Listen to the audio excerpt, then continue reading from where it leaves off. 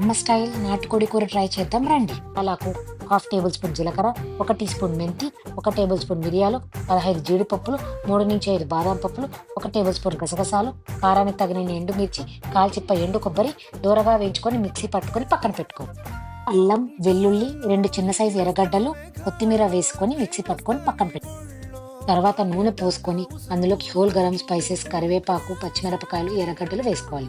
ఎర్రగడ్డలు ఎర్రగా అయిన తర్వాత అల్లం వెల్లుల్లి ముద్ద వేసుకొని అది ఎర్రగా అయిన తర్వాత అందులోకి 2 కేజీల చికెన్, ఉప్పు పసుపు వేసుకొని నీళ్లు ఉట్టే వరకు 15 నిమిషాలు మీడియం ఫ్లేమ్లో కలబెట్టుకోవాలి. తర్వాత గరం మసాలా, మిరప్పొడి, టమోటాలు వేసుకొని ముందుగా మసాలా చేసి పెట్టుకున్న మసాలా ముద్దను వేసుకొని 15 నిమిషాలు మీడియం ఫ్లేమ్లో కలబెట్టుకోవాలి. మీకు గ్రేవీకి సరిపడా వాటర్ వేసుకొని కొత్తిమీర వేసుకొని మీ చికెన్ టెండర్నెస్ని బట్టి విజల్లు పెట్టుకోవాలి. నేను నా 2 కేజీల చికెన్కి 4 విజల్లు పెట్టానండి.